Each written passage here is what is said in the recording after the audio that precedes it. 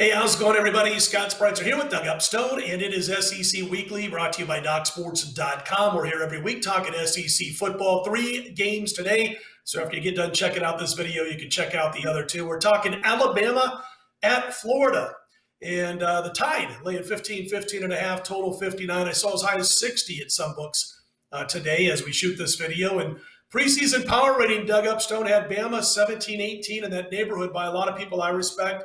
My own power rating had them 17 and a half before any games kicked off this season. So I don't think there's been an overreaction towards the Tide in this particular line. And as a person who's looking to grab points when you see them getting up there in a conference rivalry matchup, I'm a little worried that the Gators, who played well against Bama in the SEC title game, are going to be shorthanded because they don't have Tony, they don't have Pitts. These are guys who are great targets who are off to the NFL. Your thoughts on Bama and Florida?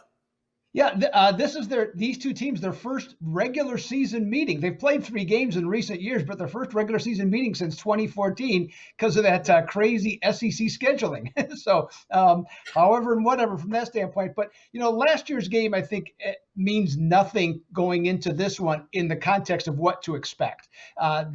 Both teams I'm looking at here, they're completely different teams. Alabama's offense is not going to be nearly as potent in this game, and their defense is probably better. Florida does not have anywhere near the quarterback that they had a year ago and the passing attack, and they have transformed themselves more into a running team, averaging, I think, better than 300 yards in their first two games on the ground.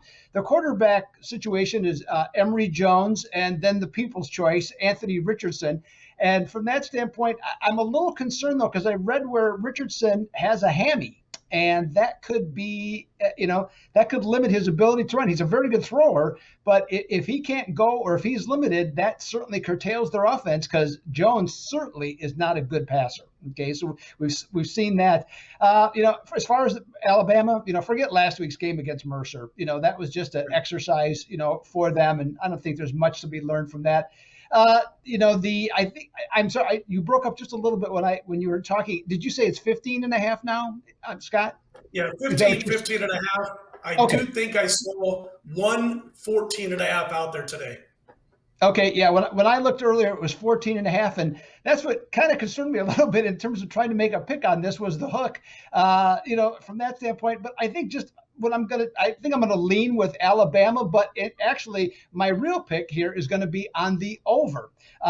Looking at both teams, I'm seeing 2 teams that have an explosive capability. Okay, so maybe, especially in Florida's case, they might struggle to move the ball at times, but then they'll have a 50, 60-yard play, might be a touchdown, might set up a touchdown here. And then the other thing I look at is when Nick Saban's teams, when they play 2 straight non-conference games, they are 14-4 over, and they're 25-10 over on the road after allowing 7 points or less in 2 straight games. So I'm going to take the over 59 or 59 and a half in this one, Scott.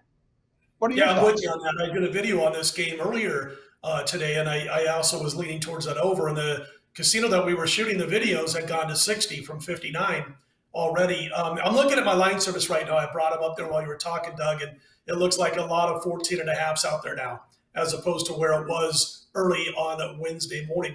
Last year, when they did meet in that championship game, there were 98 points put up between these 2 teams. Dan Mullen did a good job getting his offense ready for that Bama defense. But, as you mentioned, we got different teams now, different players. I mean, Florida put up 460 plus with Kyle Trask. He's not there anymore. So, and along with, of course, those 2 great receivers, Tony and Pitts, that I mentioned. Pitts, of course, great tight end. But I still think they're going to be able to score points in this one. What I'm going to do as far as the side, in all likelihood, Doug, and, a lot of people out there will bet Alabama first half when they're a big favorite, bet against them in the second half. And you've made a lot of money doing that over the last few years. I'm not going to bet before the game. I'm going to wait and see where this game is at halftime. If Bama's winning easily, and I'm not saying they're going to, but if they are, I will be looking to back the Gators in the second half. So that's kind of what I'm going to wait and look to do, and we'll see what happens. But anyway, Doug, on the over, that's the way I lean as far as a total. As far as a side, I'm going to wait and see what we get presented to us in the second half. Now, if it's a close game, there's a good chance I might just stay off it altogether as far as the side is concerned. Both of us have big packages going this weekend. I did not have a 7-star last week, but we will both be heavily involved in college football and the NFL this week. And there is a free $60 account that you can see above our heads. And if you click on the link below the video, you will be able to set yourself up for a free $60 account. That's if you're not yet a member at DocSports.com. Basically, what you're doing is you're giving it a trial run. And you can use those free $60 on any of my daily packages, any of Doug Upstone's, or anybody else on the roster at DocSports.com. I got to tell you, Doug, and I know you had a good weekend, so I'm going to let you tell folks what you did. This past weekend, I go 8-4 Saturday, Sunday. As we speak, I'm sitting at 13-5 since Saturday. But I got to tell everybody that New England kicked my butt sideways with those turnovers on Sunday. That was my top play. It was a 6-star.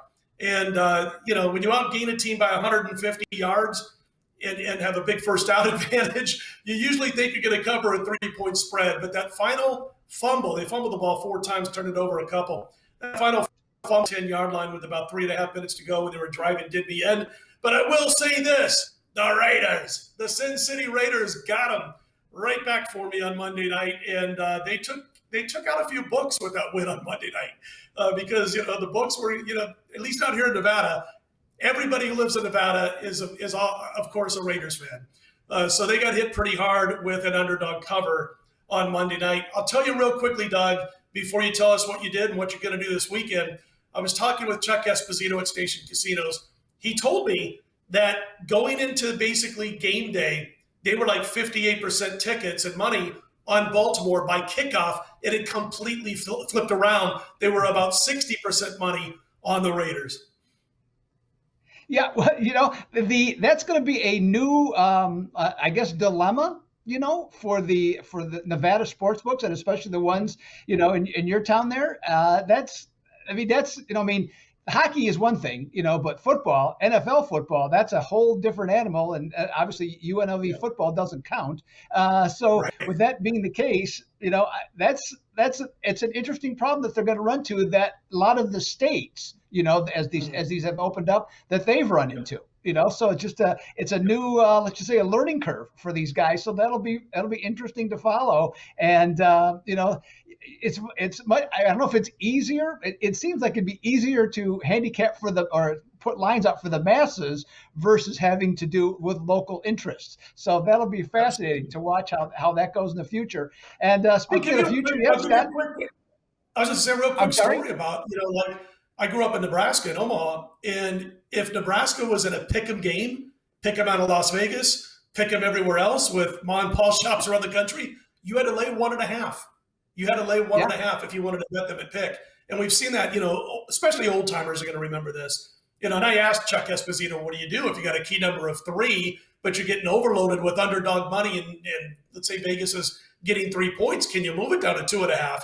And he basically said what you said in a different way, but he said it's kind of a learning curve. So anyway, interesting enough. Listen, you kicked butt from what I heard over the weekend. So let's tell folks about what you did, what you got going. Well, first of all, let's just talk for this particular video. Let's just talk about just college. Last week, 3-1 in college. I mentioned the week before I did not have a good week. Bounced back this week. Thought I was going to have a 7-star, but then had some information that changed some things. So I went with a 6-star, which ended up being on Kentucky. So that was a nice winner. Like I said, 3-1 overall. And really the ability to have information, I think, is such a critical part of this. Yes, I'll certainly still lose in some weeks ahead and stuff like that. But the fact of the matter is, having some information of what was learned from week 1 to carry over to week 2 was invaluable from my perspective. And that's what I'm looking to continue with this week. Right now, I have 2 games I'm looking at for 7 stars and about 4 to 5 plays right now is what I'm looking at. Today's Wednesday as we do this, and Wednesday nights by night to get all this done. So looking forward to another big week, Scott, and ready to hopefully deliver some more winners to everybody that's watching this video. I believe you will, sir. I have trust in your handicapping skills. They're excellent. And listen, I got a 7-star college game of the month going this week. And it was funny because when the lines came out on Sunday night, I'm like, oh, please don't go up too much. Please don't go up too much. Because if I do, I'm not giving it out as a 7-star play. I'm not going to make anybody lay a bad number when they jump on board with our picks. But 63% so far in September college football. And we'll have the 7-star leading the way on Saturday and a 6-star on Sunday. For Doug Upstone, I'm Scott Spreitzer. We are DocSports.com. Let's put him in the win column.